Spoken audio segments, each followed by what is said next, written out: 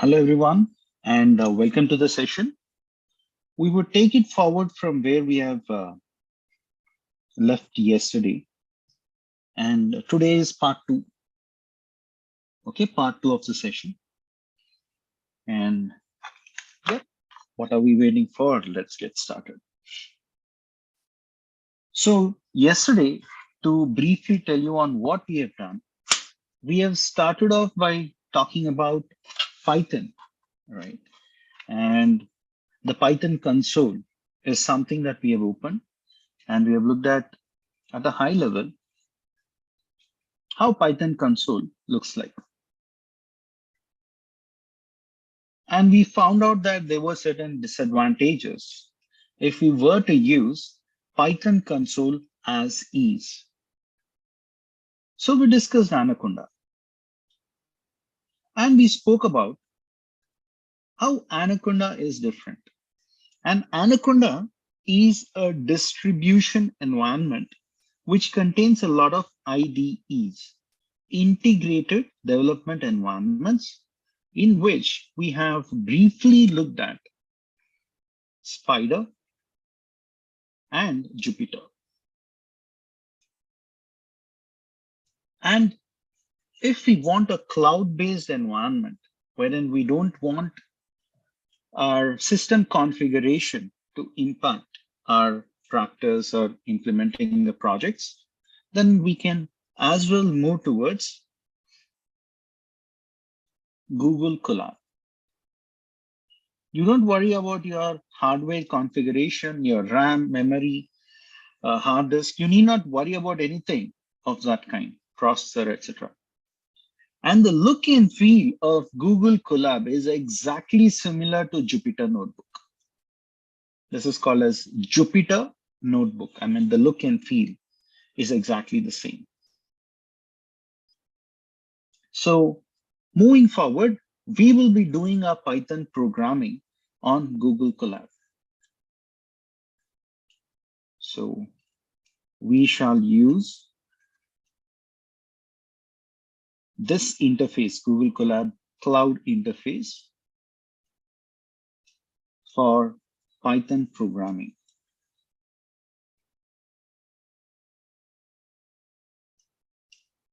Okay, moving forward, this is exactly what we shall do. All right, let's move ahead and understand more lines of code and how we can actually write the code. Anything which comes after hash is considered to be a comment. Whenever you have double equal to, this is called as comparison operator. Is A equal to B? That is what we are trying to ask here. But then A and B values should be assigned upfront. And in this previous lines of code, we have assigned A as 20, A as 10 and B as 20. So let me rerun this once again. Okay. Both are equally good, Noor. Okay. There's a question on, is Spider better or Jupyter better? I would say both are better. All right. Now, it depends on, you can use anything. Doesn't matter. Either use Uber or Ola to book your cab. Doesn't matter. Ultimately, you reach the destination. Whether you use Windows operating system or Macintosh operating system, doesn't matter. You can connect to this session from any of those laptops or any of those computers. It's like that. Okay. So now if A equal to B, then it will do a comparison and it will tell you whether it is true or false. And what did we assign here? Let me write it here as well. We have assigned A as 10 and B value is assigned a number 20. And then this exclamation symbol means not equal to. This exclamation symbol is not and equal to. Is A not equal to B? That's the question that you're asking. And A greater than B. Is this value A greater than B? So if you look at these, A is 10. Is it equal to B 20? No. So the result should be false. For A not equal to B. Is A not equal to B? Yes. 10 is not equal to 20. That's right. So 10 is not equal to 20. That's true. 10 is not equal to 20. So the Boolean result will be true. And A greater than B. That's this. Is 10 greater than 20? No. So you will get false. So these kind of comparison operators will return a Boolean value. Boolean value means true or false. Okay. So once again, with respect to the integrated development environments, Spider is also extensively used. Jupyter also is extensively used. Whatever you're comfortable with, you can use that. For me, if you ask my personal choice, I like Spider more than Jupyter for my own reasons. Okay, and people can contradict that. People can argue that, no, why are you using Spider? That's up to my choice, right? And I've seen a lot of companies where I do consulting, people still use Spider.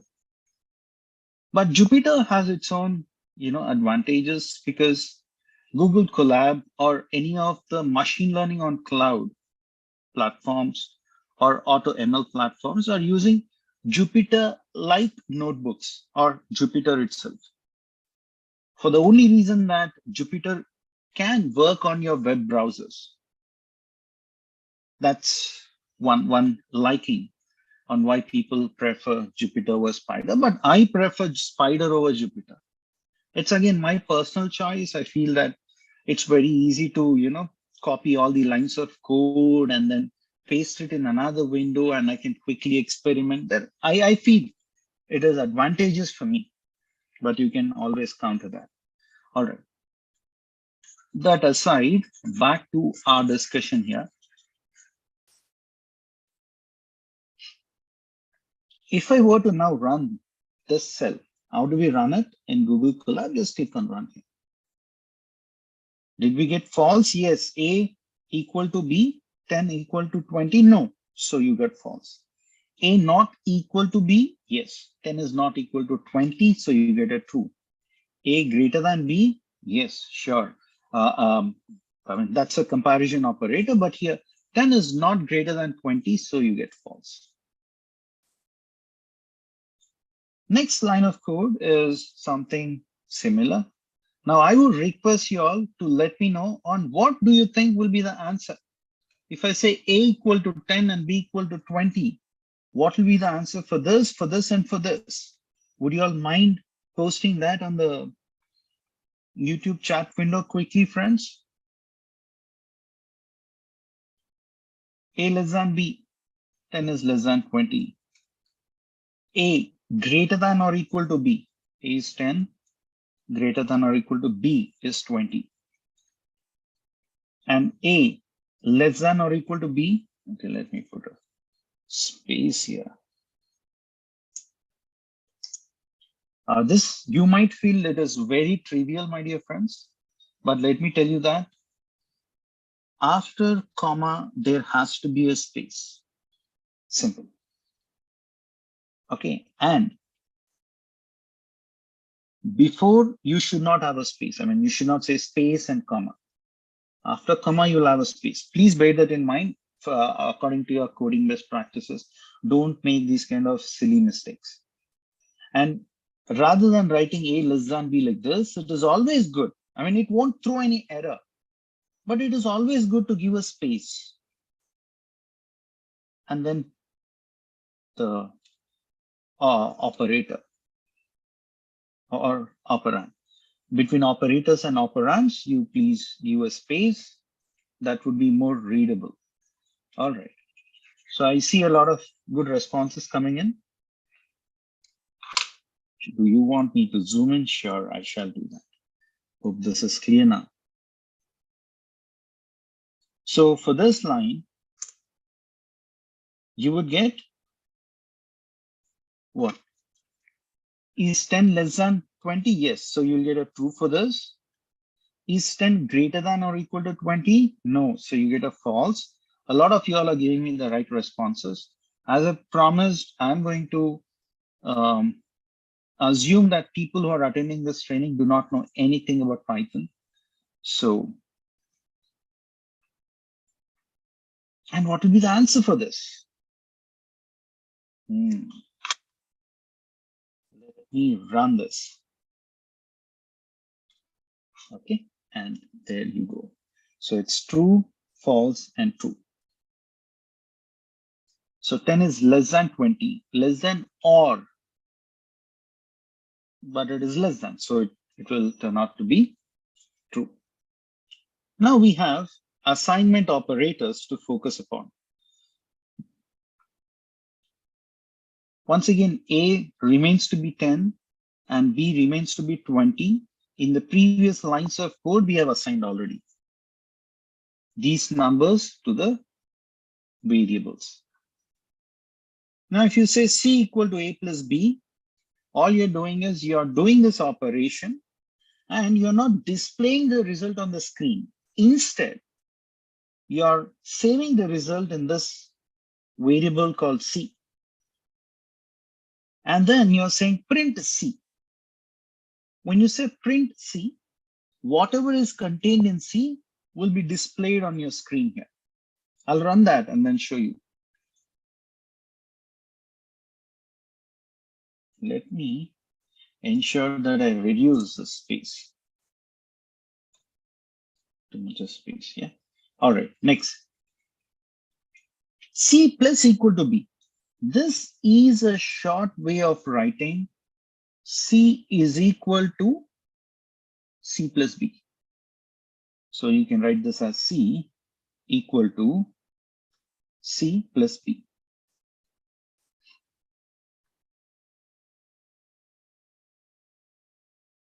All right, so A plus B, when you execute it, 10 plus 20, and then you get C equal to 30. And when you run this line, it says C is equal to 30 plus B, 20. So you get C equal to 50. And then you're saying display the result on the screen by calling this variable. Whatever is contained in that variable, that is something that you will see on the console. So let me run this. There you go. 30 and 50. Either you say print C or you just call variable C. Doesn't matter. It will give you the same results. These are the two different ways of displaying the results on your output.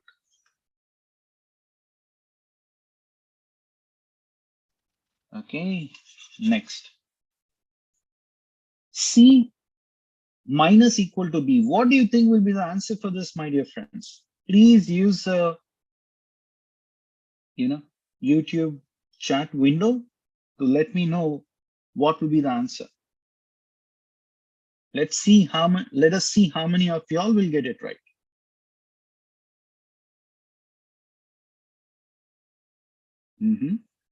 Already I see that responses are pouring in.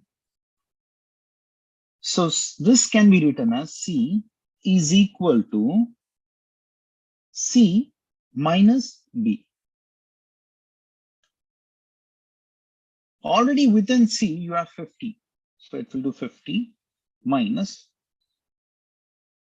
Isn't this way it has to work? No? Why do you think it's a different number?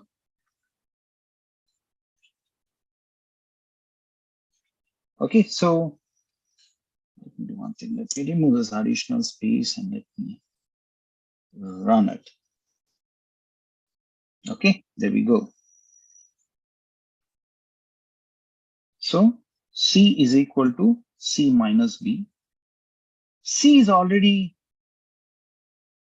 having a value 30. You should not take the previous value, friends. You take the most recent value, that is what is stored in memory. So the most recent value of C happens to be 50 minus B value is 20. When you subtract these two, you get 30. Okay, so the C value now happens to be 30.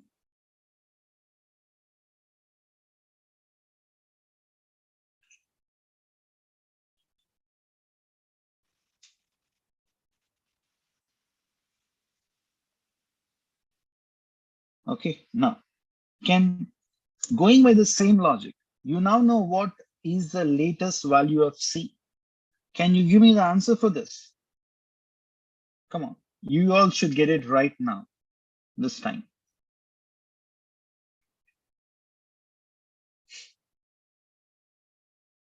You know what is the current C value? Go for it. Once again, one of our friend is always giving the answer first, fastest finger first. Good job. I'm in parallel monitoring the chat window as well. All right, this is written as C is equal to C multiplied by B. You can call this as a abbreviated representation or a shortcut. You can also write it in this way. No one is going to stop you. But this is an abbreviated representation. So now C is 30 multiplied with B value, which happens to be 20. So you get how much? 600.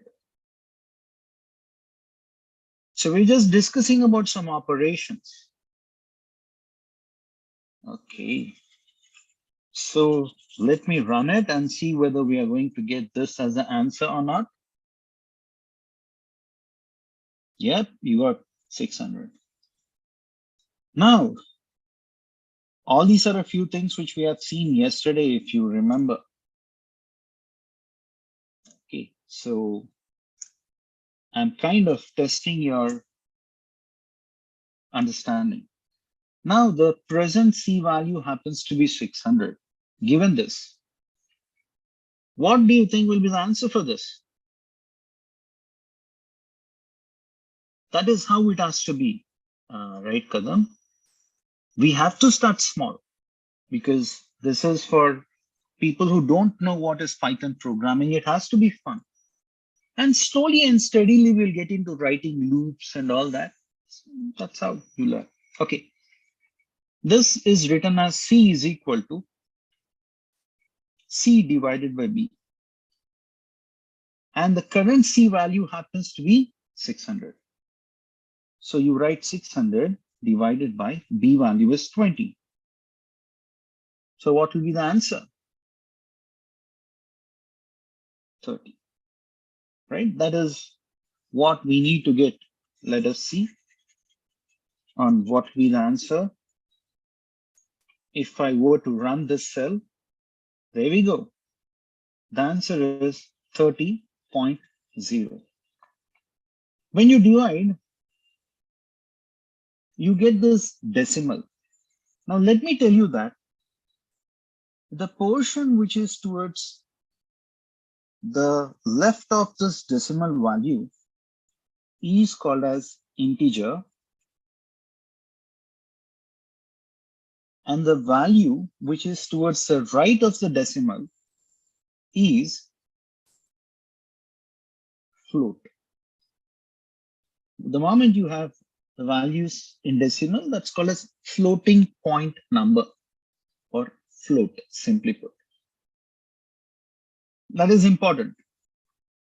Okay, and we will be sharing the LinkedIn link. Our friend will be sharing it with me on Zoom link, and then I'll share it with you. On that, there will be questions pertaining to yesterday's session.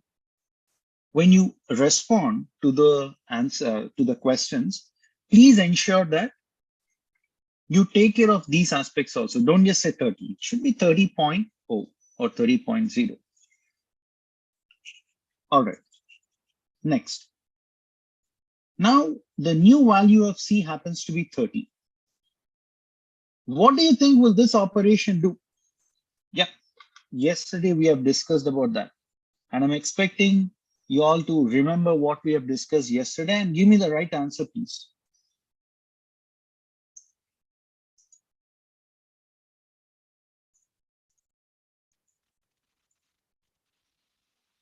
Please go for it. Let us see who is going to get it right.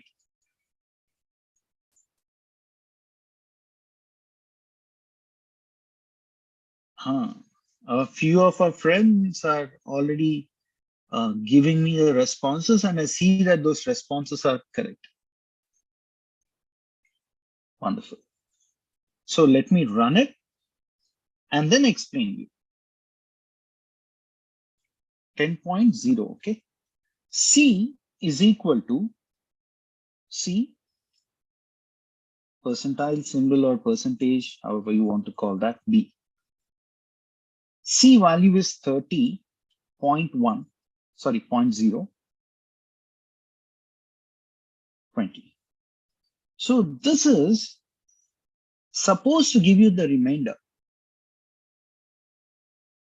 Okay, what will be the remainder? 20 goes one time, so it's like this.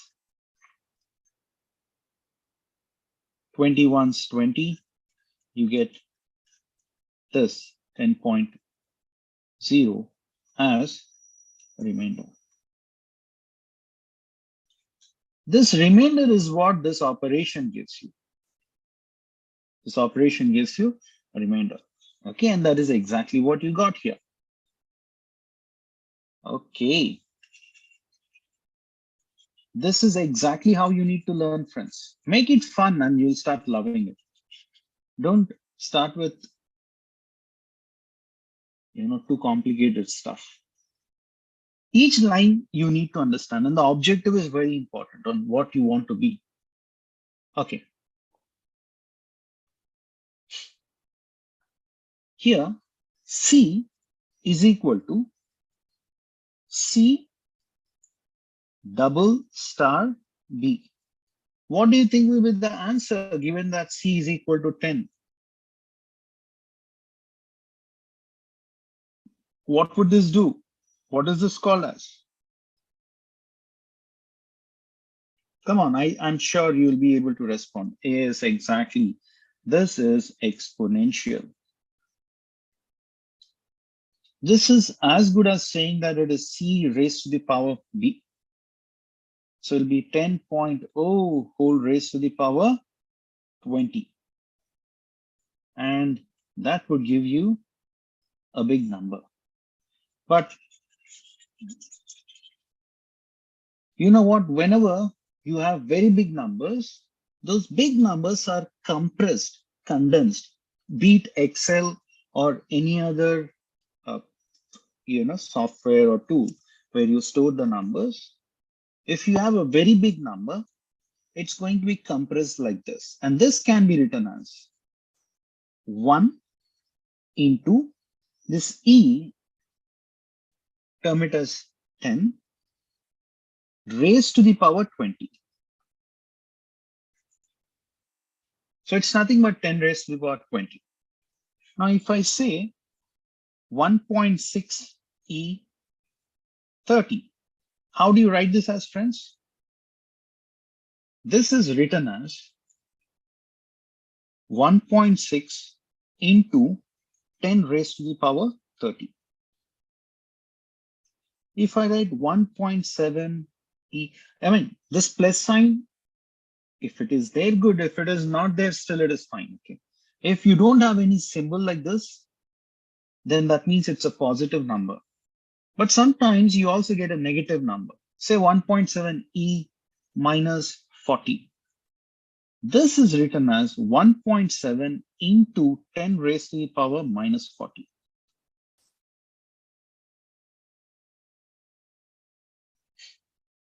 Okay, so this is how you write. So this can, you can just expand it. All right, here you get 1.6, or this can be written as 1600000 all the way until 29 zeros, because already 10 would be consumed by this.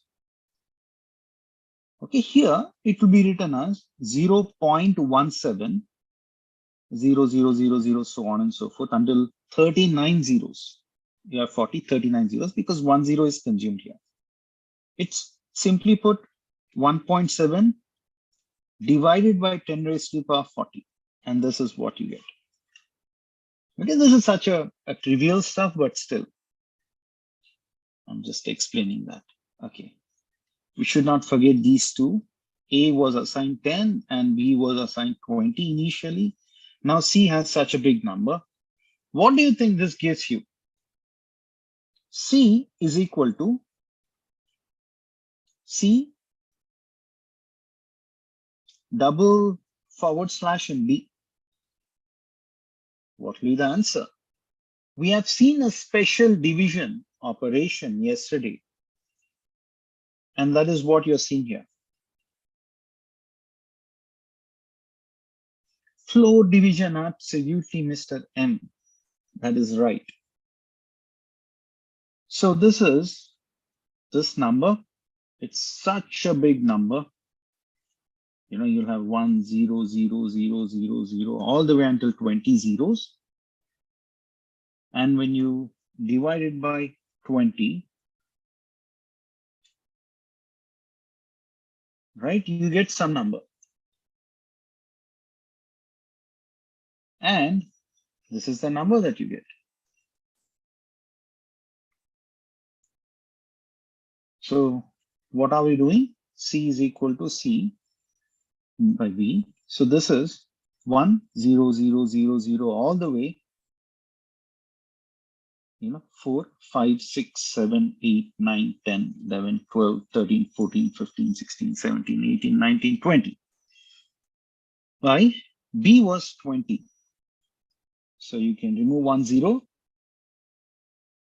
and then 2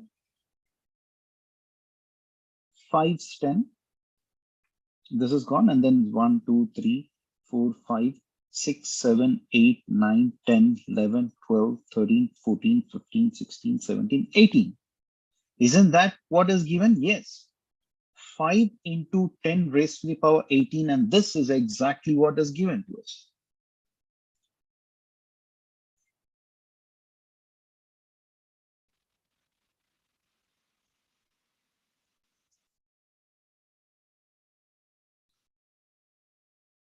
Okay, so now let's move on further and talk about assigning multiple values. Is it something that, okay, I mean, so Aditya Raj, this video also will be shared with you. You might want to just watch, and you can always ask us questions on our social media page, and our team is going to respond if you still have any doubts. Yeah. Next.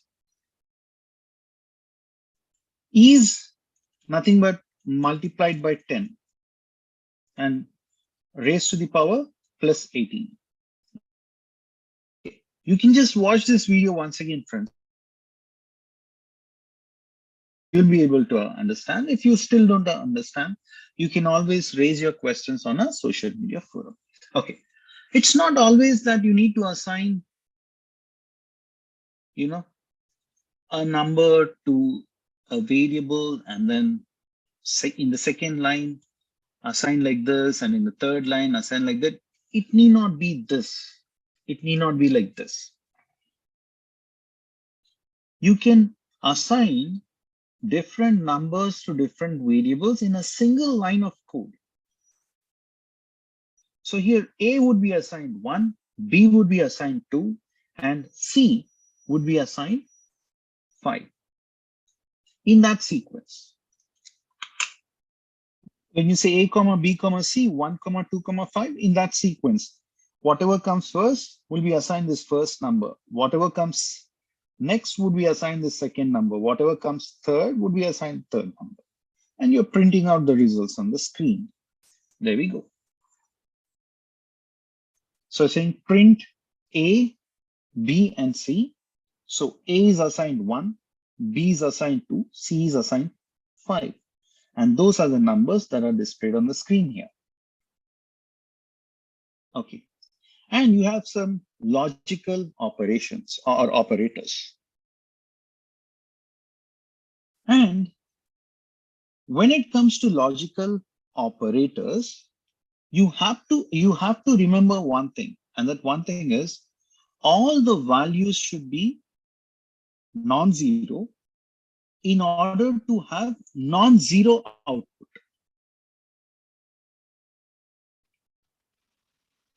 Okay, all the values should be non-zero in order to have non-zero output.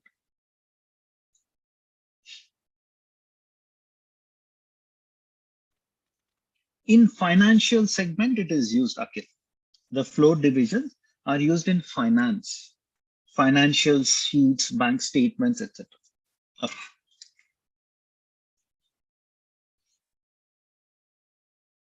So now A and B is an AND operator.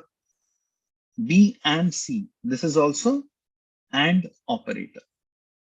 Okay, so I'll do one thing, friends. I have to explain a few other things, and then I'll come back to logical operators because I don't want you guys to get confused. There are a few other calculations which are needed, and then I'll get back to you.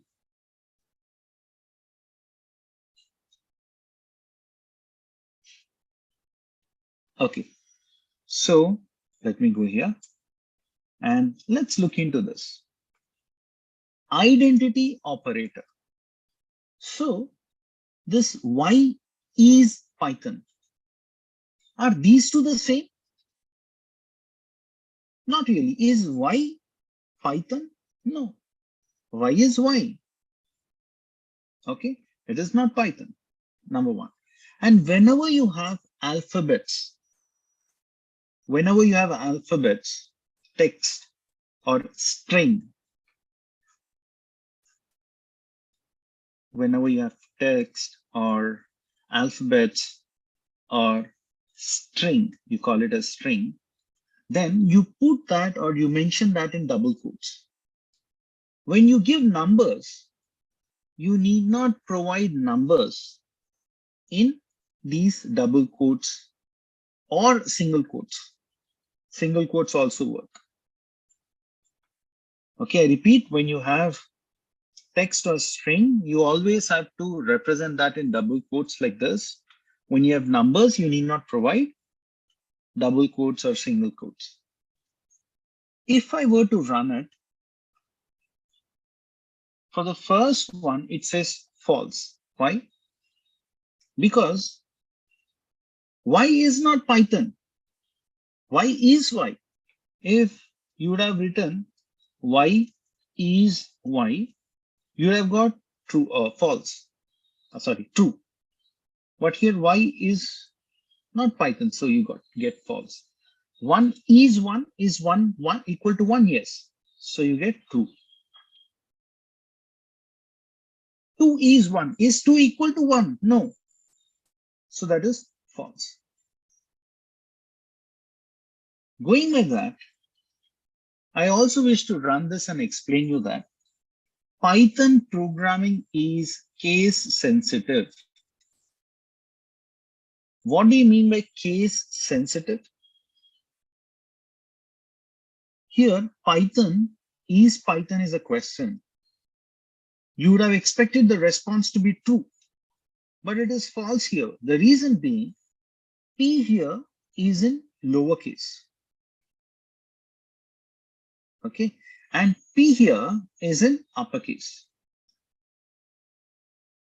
That's the thin line of difference, which goes back to saying that Python is case sensitive programming language. Okay, and 1 is 0. 1 is not 0. 1 is 1. So you'll get false. Now, here we have a double negation. 1 is not 1. What do you think will be the answer for this, friends? 1 is not 1.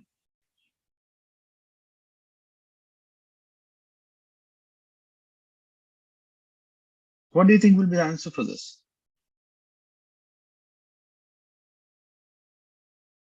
Okay, let me see what responses we get.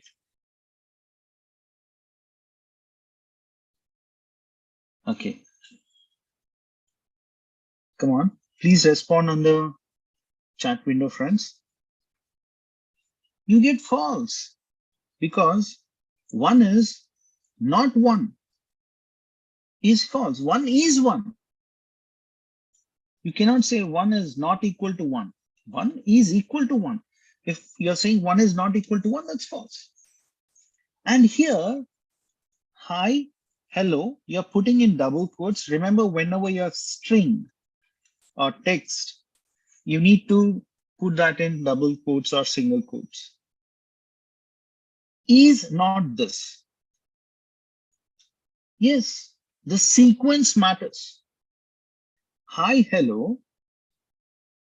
Hi, hello. Is hi, hello. Hi, hello.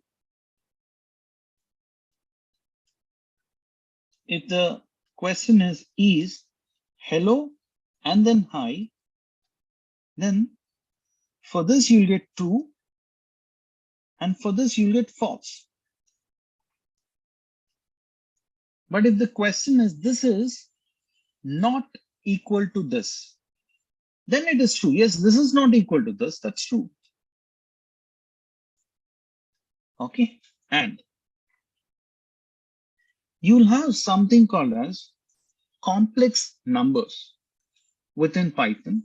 When you deal with data analytics or especially financial analytics kind of space when you work in, okay, then you will always deal with complex numbers as well. Okay, so if you print 2 plus 3j, it will just say 2 plus 3j. And what is the type of this? It is complex. Only j will work here, friends. Instead of j, if I put I, for example, and if we run this, it will throw an error. When it comes to complex numbers, only j works. Okay, that's the notation to showcase your imaginary numbers. Okay.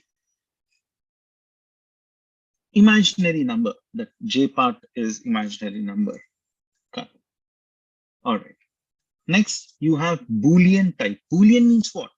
I've already told you that Boolean means true or false. It is called as imaginary part. Imaginary part. In some complex numbers, you'll have imaginary part, real part, and imaginary part. Imaginary part means those numbers are not concrete. Those numbers are not something which you can derive naturally, right? Hence, they add this j just to say that this is some imaginary number. You imagine some number, right? That cannot be concretely derived using some formula that is derived, but then it is imaginary. It's not foolproof. That is what it means. Now, if I were to run this, type of true is Boolean. I told that it's Boolean operator, true or false. Type of this is again Boolean. All right. Now, let us move towards membership operators. Earlier, the question was, why is Python? Correct. Here, look at the subtle change. Why in Python? Why in Python? That means, do you have this Y in this Python?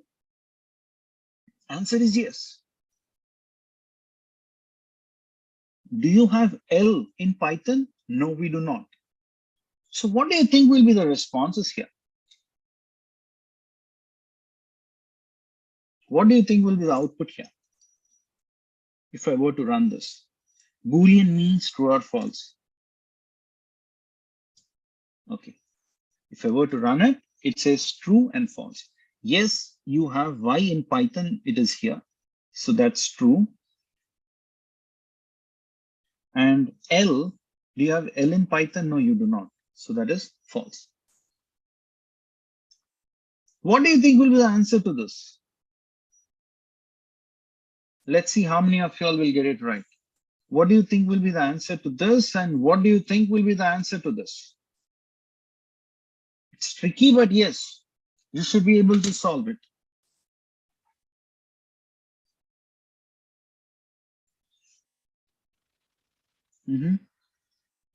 Let me run it and demystify the answer for you.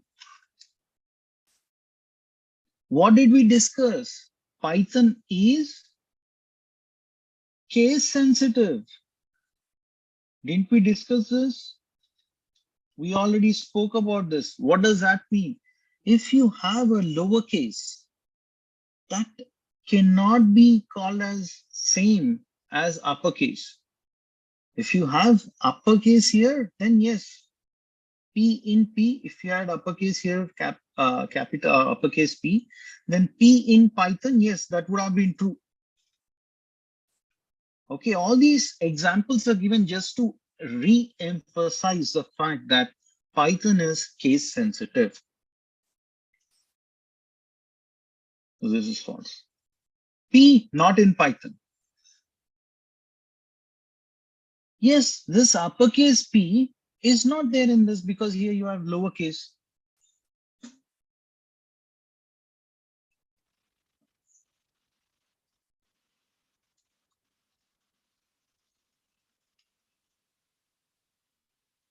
Okay, friends, at this point of time, I want to quickly tell you that before we continue with the remaining lines of code, I want to quickly tell you that there is a competition which is going on LinkedIn.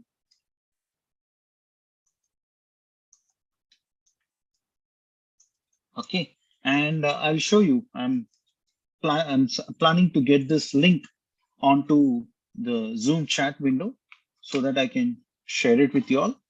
So on LinkedIn, whatever class we have had yesterday, questions pertaining to that are posted. On the comments section, please give your responses. We'll look at your name, we'll look at your responses, and we're going to pick the first three people who got the right answers.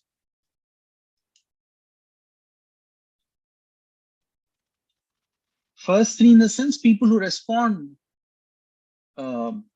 very fast. Fastest finger first. And then tomorrow, we are going to announce their names and they'll be given Amazon coupons.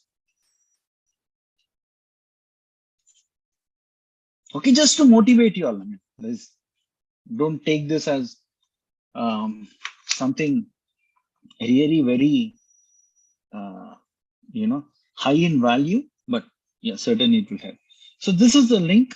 It will be posted on your YouTube also. Please look at that.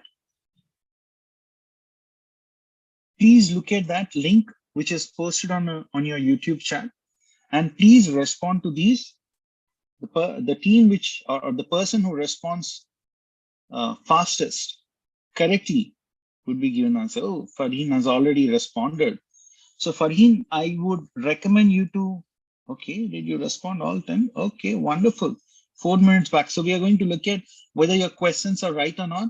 Whether your answers are right or wrong. If they're right, you're the first person, so you might win that. Not just our interns. I recommend everyone to, do this. And please subscribe to our YouTube channel and also follow our page, because a lot of such things we keep posting. If you don't have a LinkedIn account, I would highly recommend you to create one, because we are living in the digital world and Python is used for for data analytics part as well. Okay, let's move on. So this is something that I have imported yesterday and we have run this. Import keyword. Keyword is a library within Python. And when you use that and say dot keyword list, these are the list of keywords which appear. And you cannot use any of these keywords as name of object. For example, here we have A equal to 3, right? I can also say Abhishek equal to 3 or Atul equal to 3. Okay, it will still work. Okay, it is still going to work. However, sorry. One more quick thing. If you don't have LinkedIn account, we have also posted the Facebook link there. You can also respond on that.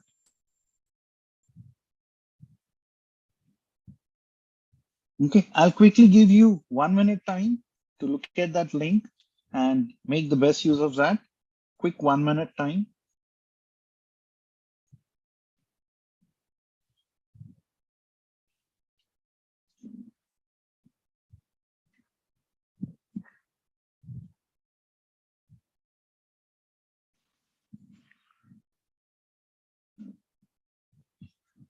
Okay, but I would recommend you all to have your LinkedIn accounts.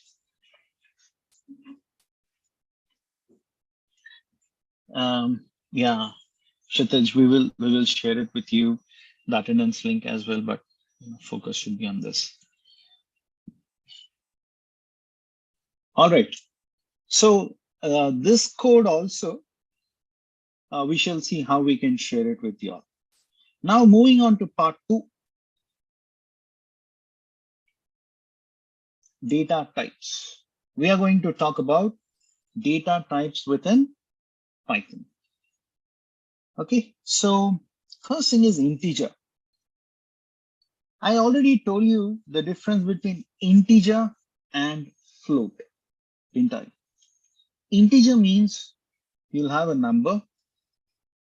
Float means you'll have decimal values.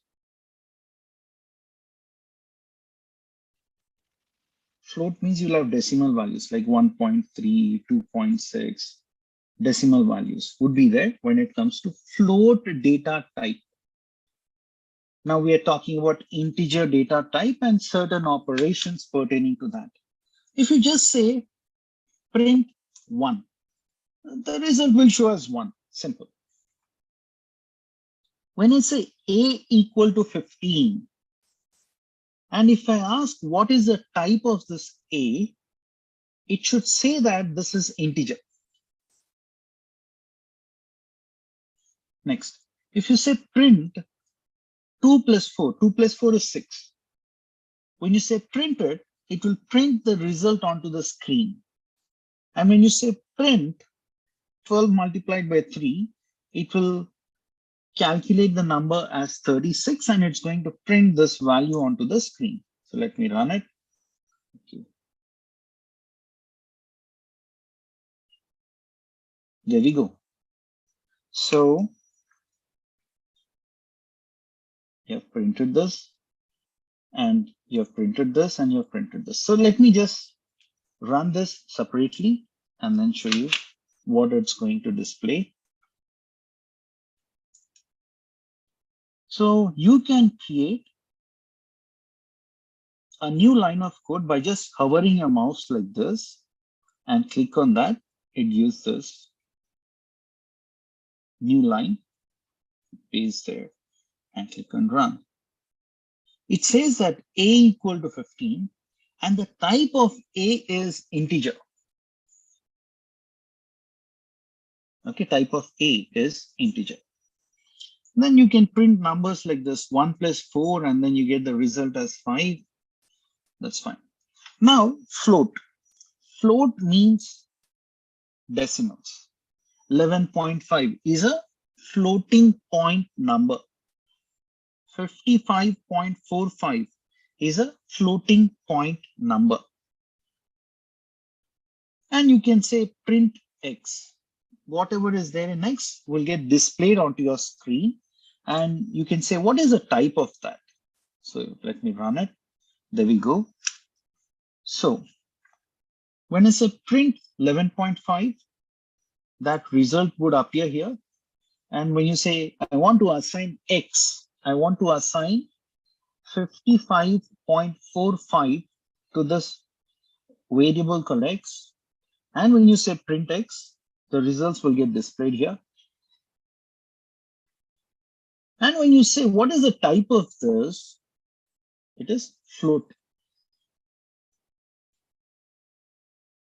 Okay, then this part we have already seen, right? Boolean. When you say what is the type of true and type of false, it should say that it is Boolean. And remember one more thing, when you translate these numbers, or when you translate true into number format, it becomes 1. When you translate false, it becomes 0. Given this, okay, given this information, I want you all to tell me what will be the answer for this. And just bear in mind that true means 1, false means 0. If I say true plus true, what do you think will be the result? What will be the answer for this?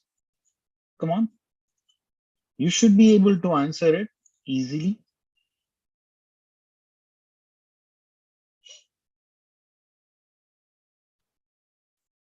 Wonderful, friends. A few of you all are responding. I request everyone, please actively respond. Please post on the YouTube chat window. This is how you get involved interactively and then you learn. Wonderful. Thank you all so much for responding. I appreciate it. And what do you think will be the answer for this? What will be the answer for this part? True plus false plus false.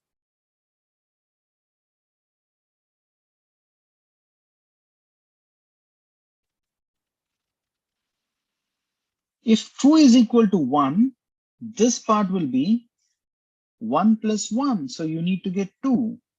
If it is true plus false, it should be 1 plus 1 plus 0 plus 0. And the answer should be 2.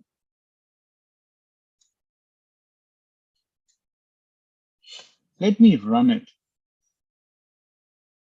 Yep, answer is 2. If you run for this,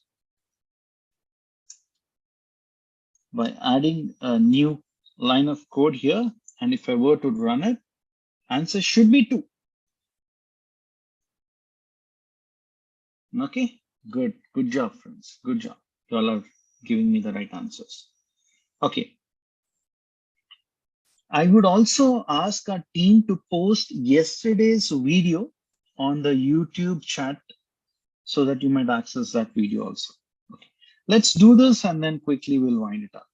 If I assign this string is nothing but textual data. Say there is a name called Aditya. Whenever you have that string, you need to put that in double quotes and you're assigning it to an object called name. And when you say name of 0, what happens? It will take 0. And in Python, the indexing starts from 0. So if you have Aditya, A has 0, D is 1, I is 2, T is 3, Y is 4, and A is 5. Okay, it doesn't start from 1. It starts from 0. When you say print from this name, 0th index number, right? 0th index number or index value, it should display A as output.